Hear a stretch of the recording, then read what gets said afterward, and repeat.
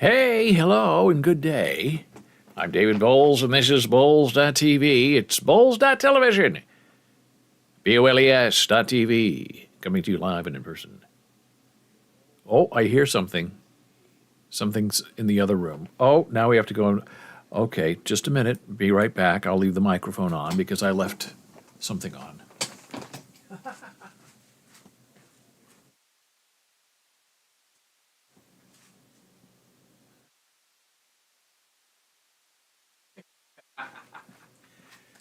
Well, at least we know the old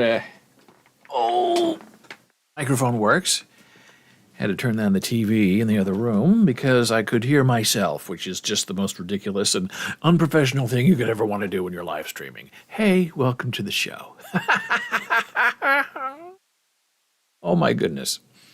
So you try to think, hey, what's new? What's going on in the world? Oh boy, a lot of interesting things are happening. Let's see, since the last time we spoke, I introduced you to my friend Duo, and Duo is a language learning owl. Yes, it's a plushie, a fluffy, whatever you want to call it, to help you, learn a foreign language like Italian that I'm learning. And then since then, I showed you Duo. We have our new friend. She looks like an April to me, but actually her name is Lily. And Lily doesn't like anything you do, especially when you get a right answer in Duolingo. She will give you this attitude, this face, that mouth, this nose.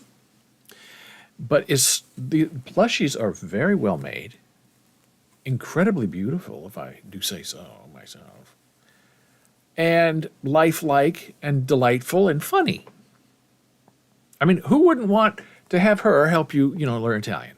And every time you get something right, it rains on her and she makes that face and crosses her arms. And you cannot uncross her arms. My new friends. Lily from Duolingo and Duo from Duolingo. Well, as we're also starting the show, it's strange outside. It's not sunny. It's very hot. And we are under a flash flood warning for the next hour and 45 minutes. And you look out the window, and it's pouring rain. I'm supposed to go to the skin doctor after our show, and he's only a block away, so it won't be a problem getting there. But do I wait until the flood or after the flood? I don't think I want to run over there during the flood because it's going to be ugly, even though I could probably do it. But I tell you, this climate change is very interesting. We go from, it's cold one day to incredibly hot the next.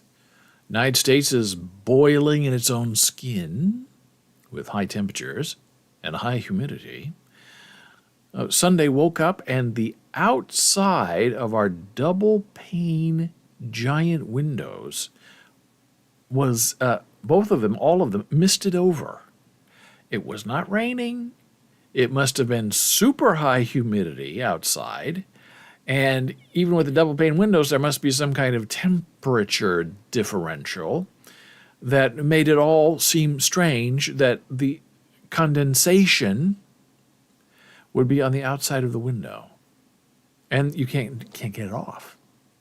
You can't shake the window. You can't squeegee the window because the windows open this way and they actually open that much. Only that much. So it's very strange weather we're having. Makes me a tiny bit nervous.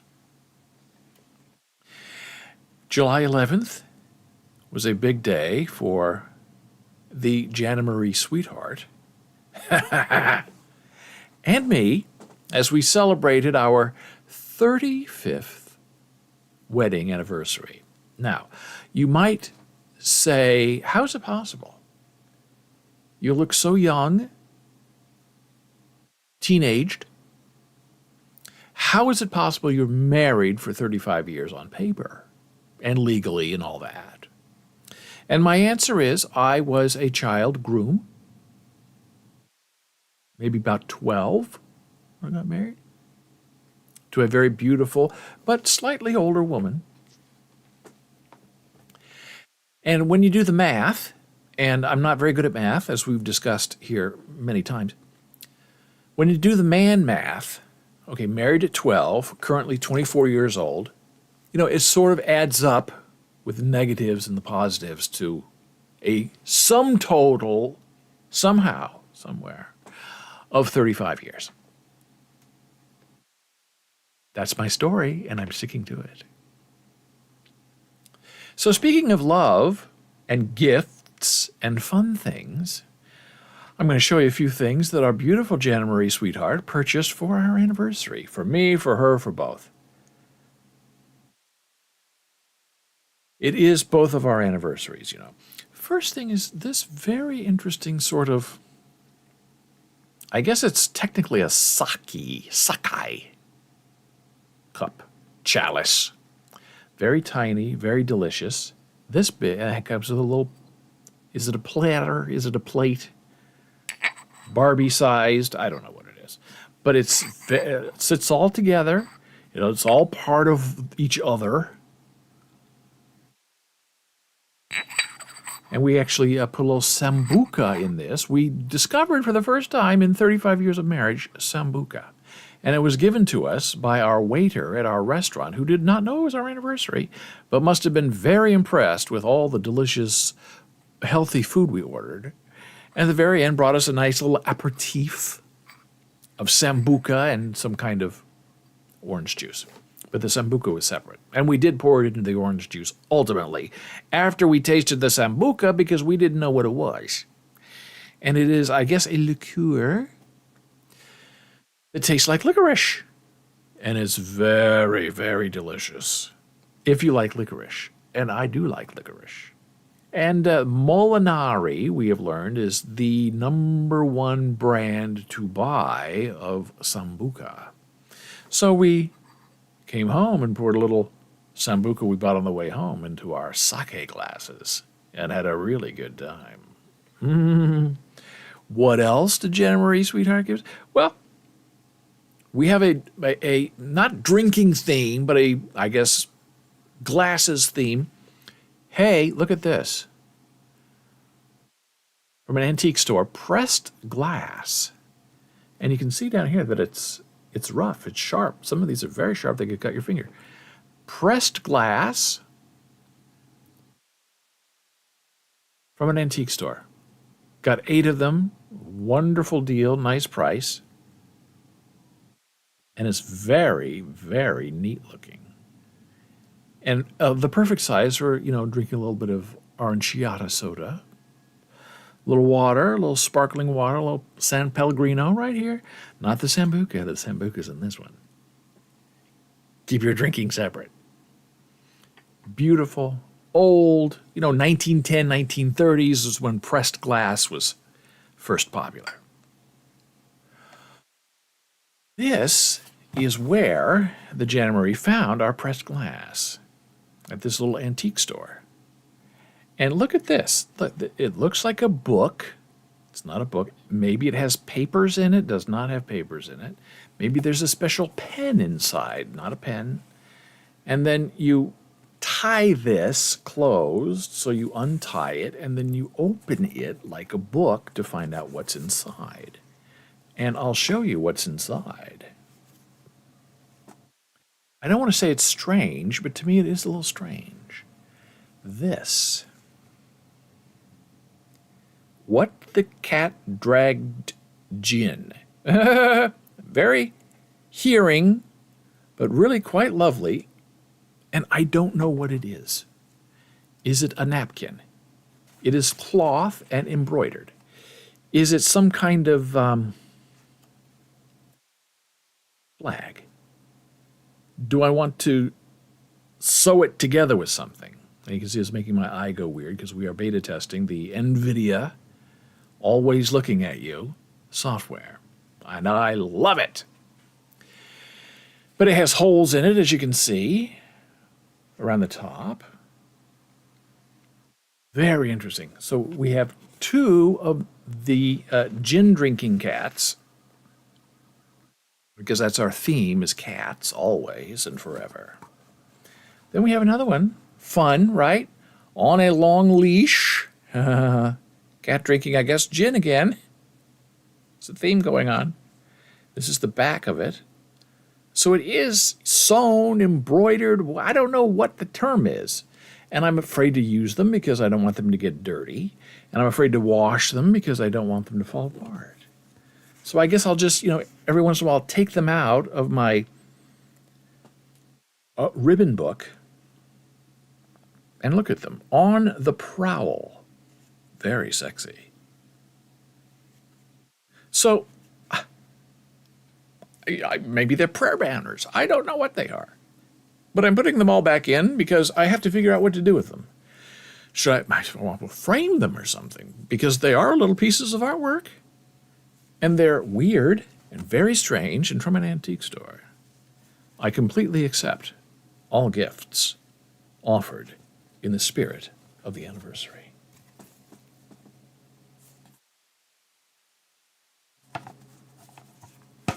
Trying to make it closed like a book. But it's not really a book, so it doesn't have to make sound.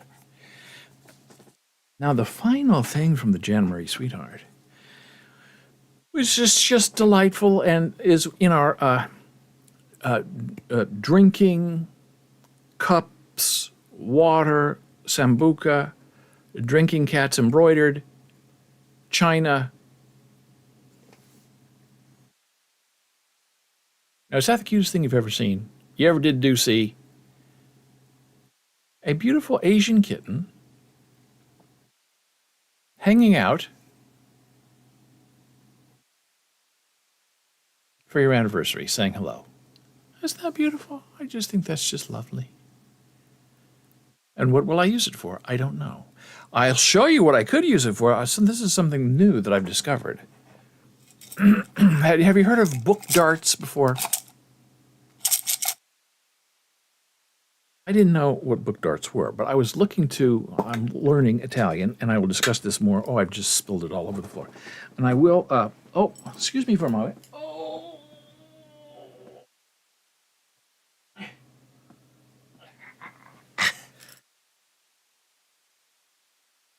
I was looking for something to mark my progress in my Italian textbook. And you're used to using, like paper clips. But paper clips can be a little clunky, right? Yeah.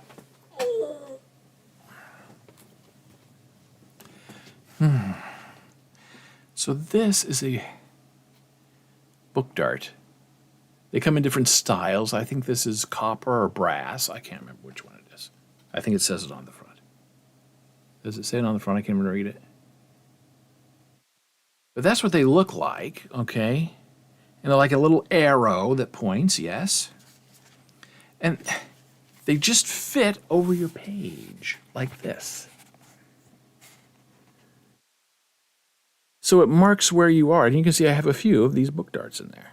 And they're super thin. And what's interesting about a book dart is once you, like attach it to a page, you can't really get it off. Which is why I guess you have a big tin of them. Because you try to pull it off and you tear the page. So I guess the idea of a book dart is that it's just sort of permanently there, pointing you where you were, and if you're being a little left off or left out or not. Which I completely accept.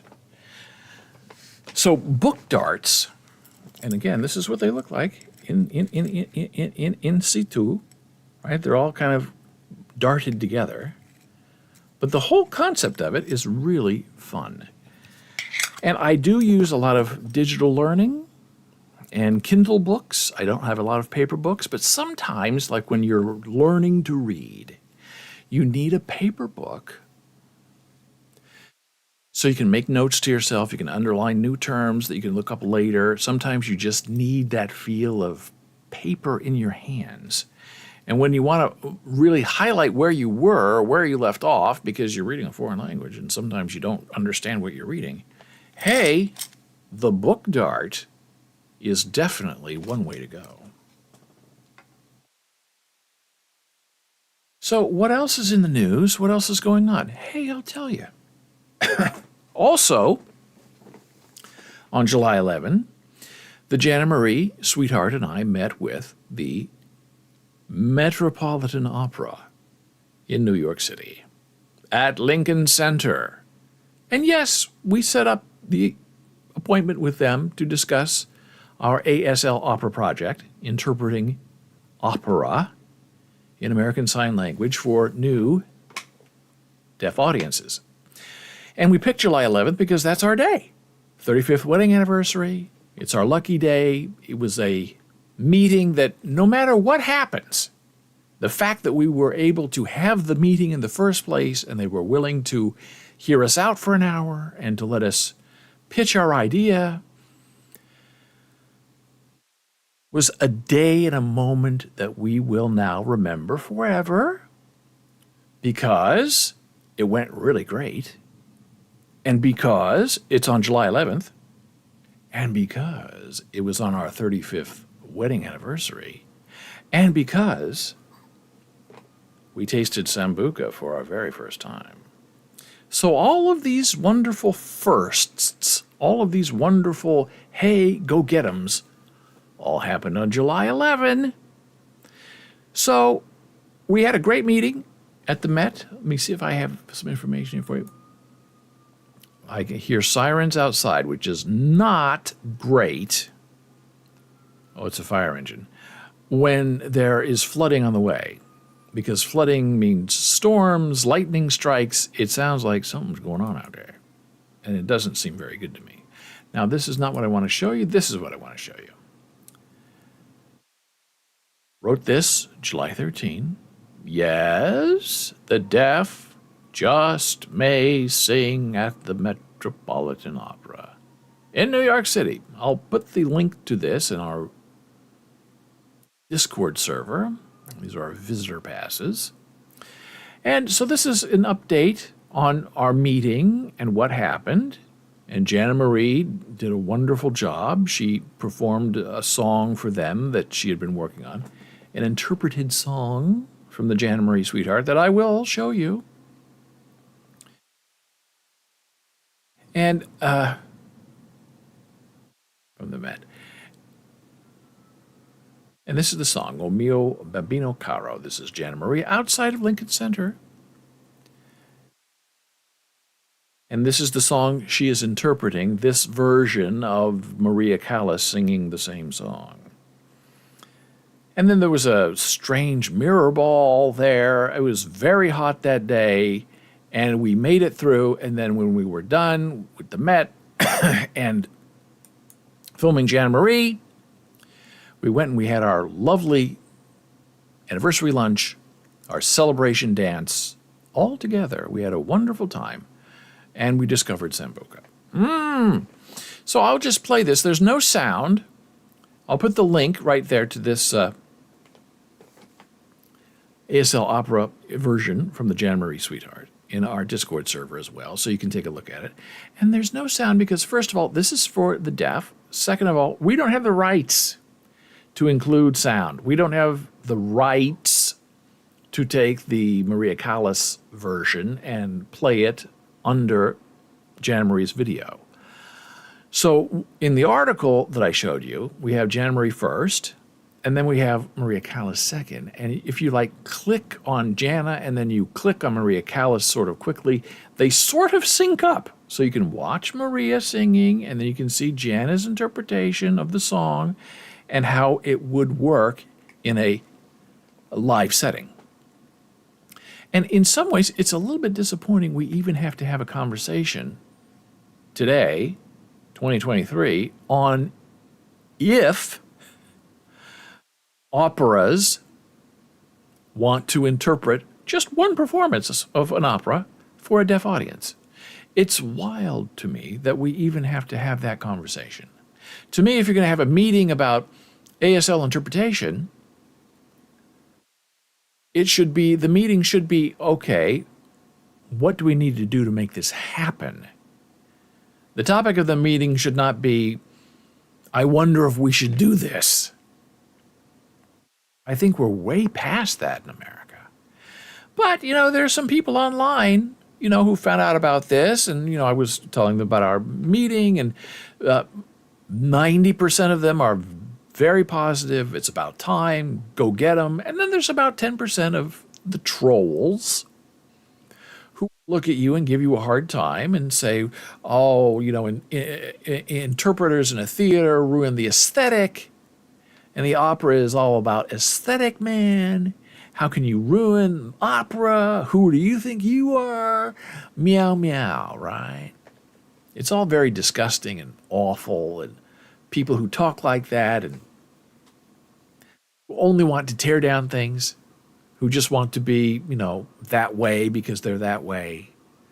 I don't know how they survive in a world that's constantly changing around them. And I guess this is one way for them to fight back. We don't want change in the opera. We just want old opera. Now, there have been changes in the opera over the last 10 years. Opera has been historically for 200 years European, written by white dudes, starring white people. Okay? Now, if you go to some of these Met productions, you'll see that they have people of a variety of shades, shall we say, on stage playing parts that have traditionally been played by only the white people. So that's really good, and that's really important because it's inclusive. It includes people. You don't have one stage for the white performers and the white writers and another stage for, putting in a person of color or two. You bring everybody together in the same room. You bring everybody together to experience the same thing in the same time, in the same reality. That is what is important. That is what makes the difference in a life and in an experience, is being included when you were not included before. So if an opera company wants to provide interpreted performances for the deaf, they need to do it right, and it needs to be provided in a performance factor. You can't put them in a rehearsal hall with, a singer and an interpreter and, do a couple of arias and invite, a deaf people to come in and watch that, because that's not an opera. That could be an education. That could be, part of interpreter training. But that is not an opera performance. An opera performance is big voices, big orchestra, spectacle, giant sets, beautiful costumes, 4,000 people together in the same room, experiencing the same thing together, watching it together, applauding together, standing ovations together. We don't do separate but equal anymore in America. Now, there are people who want to do that. These 10% who were nasty to me and my beautiful wife's idea of an ASL opera project. Yeah, those people are always going to be that way. They're the people who are going to complain and write a letter and say, who do you think you are, having interpreters on stage? I'm trying to watch the arias and all I see are these interpreters. Who do you think you are to include deaf people in the operatic experience? And to those people, you say, thank you very much, but you're wrong. We're doing the right thing. And we don't really care about your complaints because you're a troll. And aesthetic changes. Tastes change. Acceptability changes. People change their mind.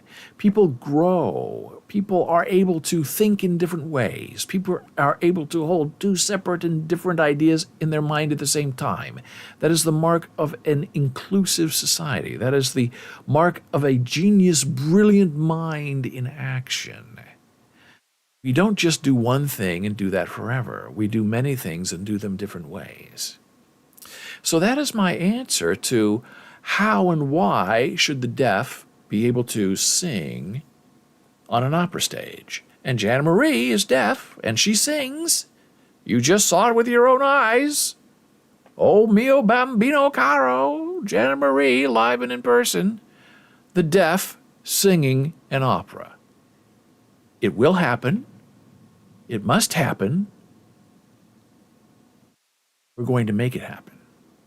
With or without an opera company. We're going to keep making these videos. ASL Opera Project. You can go to aslopera.com and take a look at what we're planning. Right now, it goes directly to our latest article. And our previous article about will the deaf be allowed to sing at the Met? And yes, they just might sing at the Met. But this is bigger than the Met. This is not just New York City. This is Chicago, Los Angeles, La Scala. This is a worldwide thing that needs to be fixed and has not been solved. And ASL, sign language, any sign language is not English. It's not a written text. It's a visual language that needs to be experienced. And I answer these and other questions that you might have right here in this article that I will share with you on our Discord server. And now we're going to take a very brief break, returning in just a moment.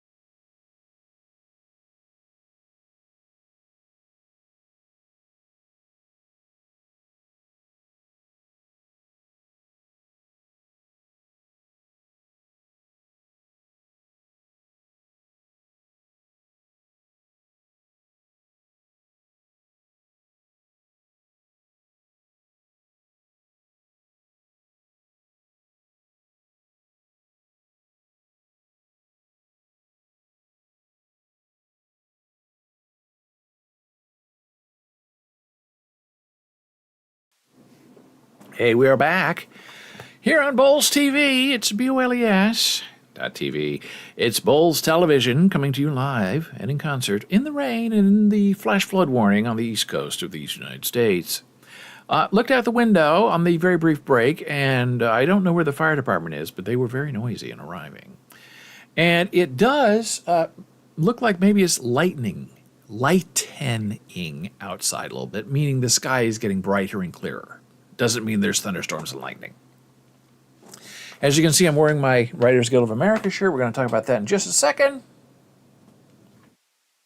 But first, just briefly, we talk about trolls hating the deaf at the opera.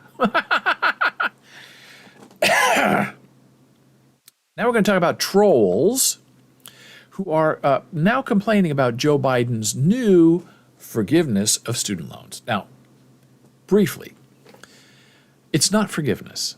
That's the technical term, but it's not. Nothing's being forgiven. The IDR income-driven repayment programs that have been around now for about 25 years have all had, from the very beginning, for 25 years, a provision that you make payments on your loans, you have your loans for 25 years, they will be dismissed, meaning you've done your time. And what people don't realize is, I paid off all my loans. These are loans that were never going to be able to ever be paid off. That's the difference. There are people who had loans when they first took them out 25 years ago, right? $10,000, let's say. They paid on them through different work stoppages, different life events, and their loan servicing company would put them in forbearance, right? So at the end of 25 years, they've been paying on that $10,000 for 25 years. And now because of interest and compound W, whatever, they now owe $25,000. So your $10,000 loan over a 25-year period of paying it becomes a $25,000 loan. How does that happen? Well, the Biden people have figured out what happened. It was all a big scam from the loan servicing people. There was a rule that if people could not pay, or if people were out of work or had some kind of family event, they could pay zero. Now, hardship deferments were limited. You could forbear forever, right? In-school deferments, COVID deferments. But what the main problem was is that these loan servicing companies were putting people in forbearance, because forbearance means you don't have to pay, but we're going to charge you interest. And it appears that that was not the policy. But all of these loan servicing companies, half of which are now out of it, so they must have seen this coming, said, we don't want any part of that anymore because that's how we make our money. We service people by keeping them in their loans forever, and they can never be dismissed in bankruptcy. We'll keep them on the hook. We'll keep resetting that 25-year clock with every forbearance and charging them interest. And the Biden administration said, hey, wait a minute, that's not right. You don't do that. So what they've done now, through the miracle of computers, is they've gone back and recalculated what should have been for all of these borrowers who now are in their 50s and 60s and who have been paying and managing and in this direct loans dungeon for 25 years. And they've said, look, you should have been credited for this and this. You should have been put in this program and not in forbearance.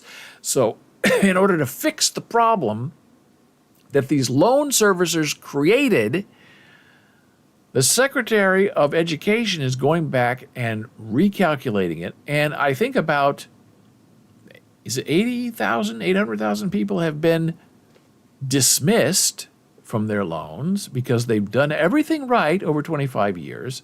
They just didn't get credit for it. That is the difference. This is not a bailout. This is not welfare. This is not even people getting their PPP loans forgiven. This is much better and kinder than that.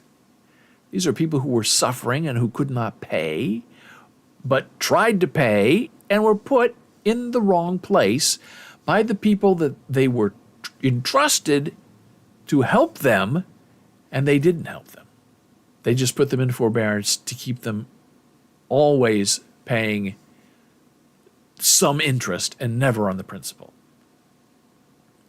So I hope there's more of this kind of thing to come from the Biden administration, because this is exactly the kind of loan help that people need, which is weird that $20,000 forgiven, that feint, which really didn't help a lot of people, because most people of a certain age, they owe $37,000. So even if Biden's thing went through, they knocked off $20,000, right? They still owe 17. And if you do the math, in the current system that just was, they'd be paying on that $17,000 forever, and in 25 years it'd be $35,000 that you still owe.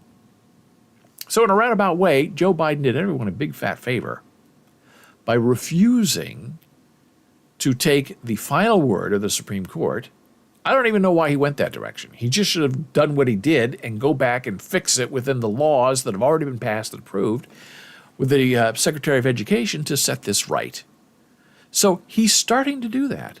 And people who know a lot more than I know say that this cannot be taken to the Supreme Court. It cannot be overturned, because all that has been happening is what should have been happening from day one.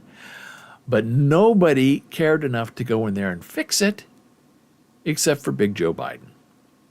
And for those of us who know, we're appreciative of Joe Biden for doing this because Joe Biden is the one responsible for the law changes in bankruptcy and for refusing to allow student loans to be discharged in a bankruptcy, guaranteeing that you can never get out of them. So Joe Biden did the wrong thing 25 years ago, and now he's done the right thing as an old man trying to get reelected. Hey, hallelujah, whatever works for you as long as it helps other people who deserve to be helped.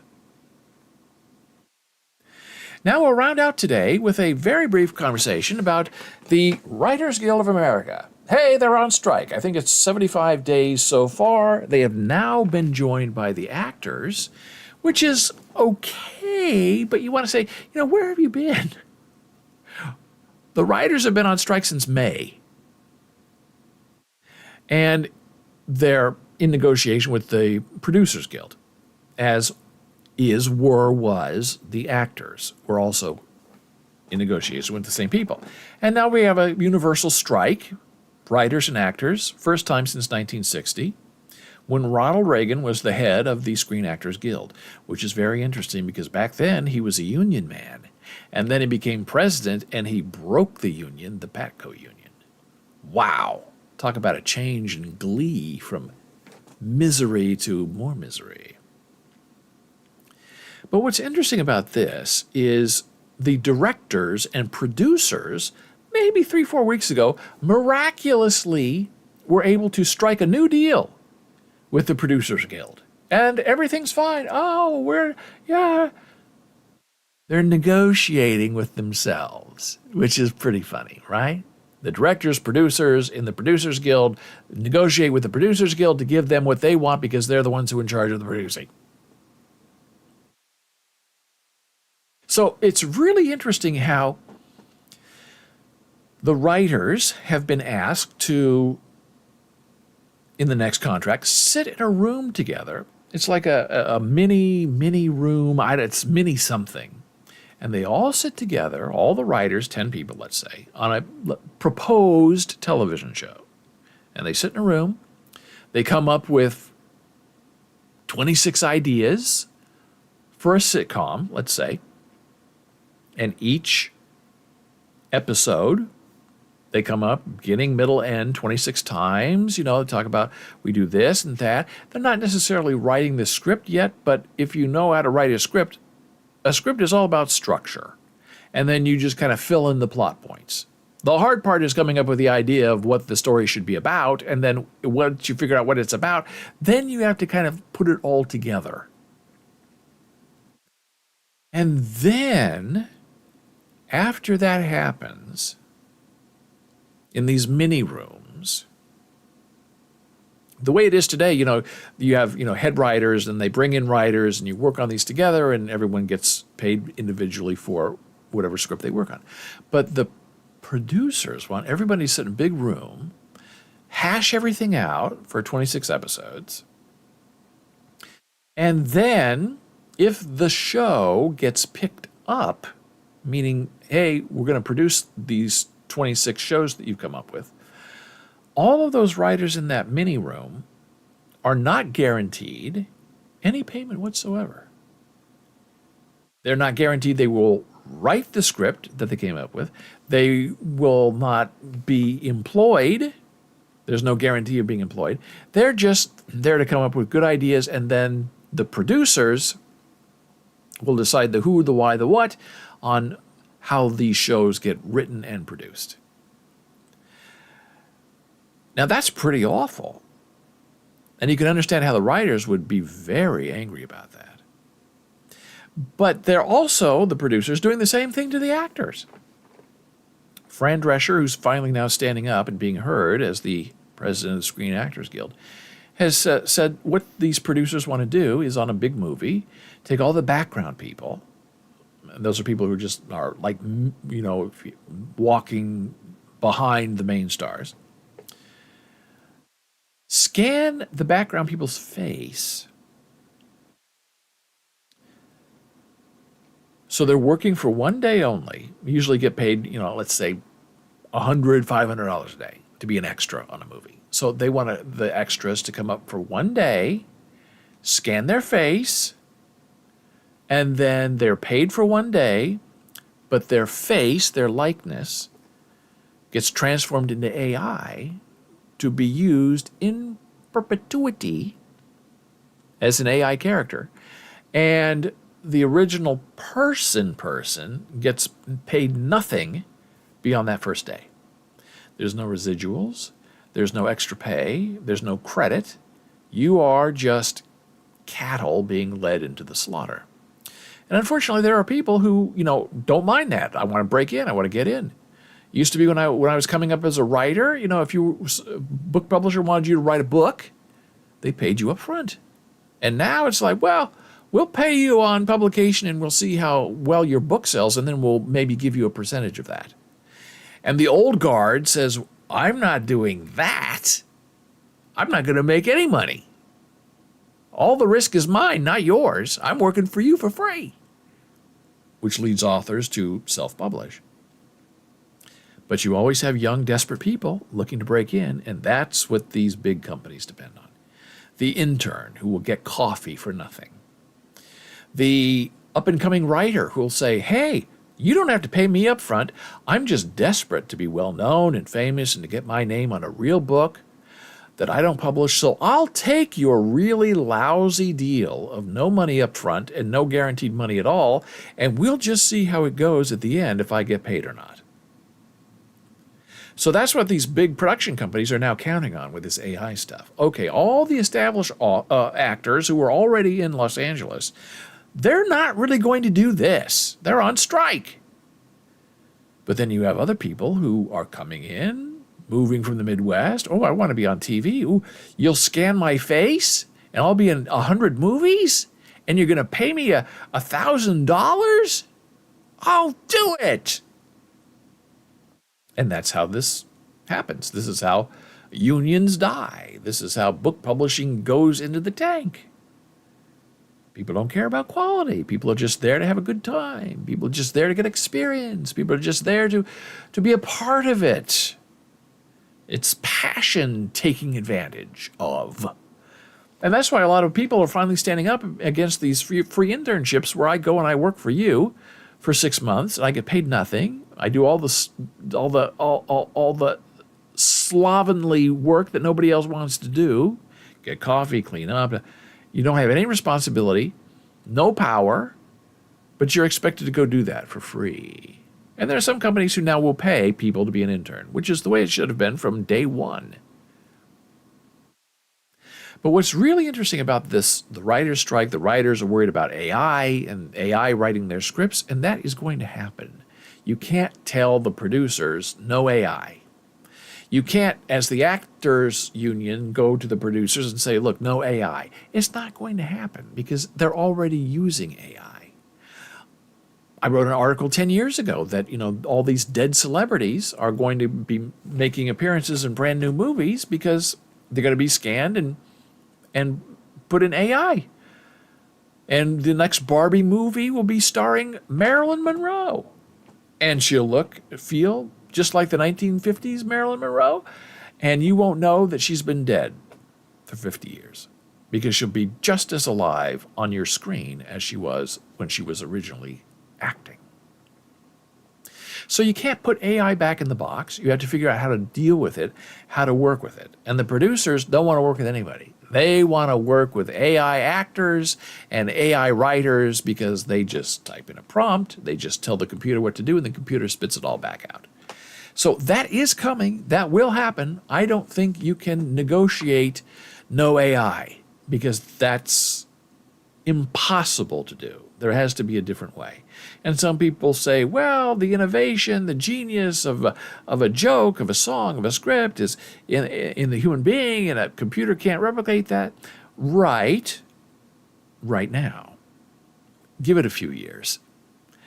The computers will be even more brilliant and smarter than we are. It's only a matter of time. That's why some people say we need a universal income in America. So people have a basic amount of money they get every month that they can live and survive, because the jobs are going to be changing in the next 5, 10, 15 years. You're not going to need human beings to do some jobs. And what is most interesting to me about this whole Writers Guild thing and Screen Actors Guild thing is there are training programs all over the country that train writers and actors. They get a degree, then they want to become a professional, and they move usually to New York or Los Angeles, sometimes Chicago, so they can work as an actor. Now, if there are no new actors needed, what is the need for an actor training program? What is the need for an MFA in writing if the computers can do the work? And they will do the work. And this is the fear that is in people and in universities, because you can extrapolate that beyond acting and beyond script writing. Why do I need a lawyer when I can type in my defense into a computer and have it spit out an AI answer? Why do I need a judge? Why do I need to go to business school when I can just, as a regular old dummy, just type in my business proposal, what I want to do, how much money I have, how many people I want to hire, and let the computer spit back all my answers for me? Why do I need the wisdom of the crowd when the crowd is 100 million minds that have been synthesized by AI into giving me the right answer? So this isn't just about the complete and total decimation of acting and writing at the university level, but also law and business and probably anything else you could name. And how do we deal with it? You're going to have to deal with it somehow, some way. You can't say there's no AI. The Authors Guild has this big thing where they're coming out against AI and all the work has been stolen, and they sent out a little poll kind of thing where do you support AI? Are you against AI? Tell us so we can include you. And I wrote back and said, I'm totally in support of AI. I think there are ways that we can work this out and make it work to everyone's advantage. And they didn't even respond to me. They didn't even acknowledge my email. They just decided that they're completely against AI, anything that threatens the life of the writer, and that's that, and this is that. And that is the wrong way to go. You have to think different. You have to beat the computer at its own game. And it's always the people who control the computer are the people who are in control of you. So you don't want to be the one being controlled. You want to be in the position of knowing what the computer's going to say before the computer decides it. And that is how you're going to have to fight in order to continue to live a human life. That's our show for today. I thank you so much for being here. You can find me at our Discord server if you have any questions or comments or just want to chat and say hi. You know where to find me. Until next time, I thank you so much. Take care and be well. Bye.